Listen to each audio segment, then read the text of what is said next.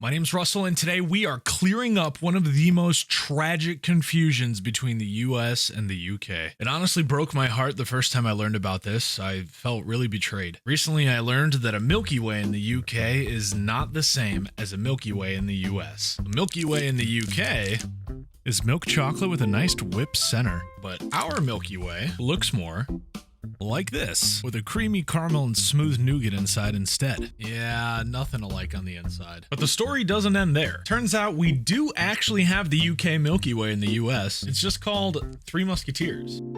The whipped insides are noticeably darker, quite a bit thicker as well. So naturally this begs the question, is there an equivalent to the US Milky Way in the UK? And the answer is yes. The good old Mars bar.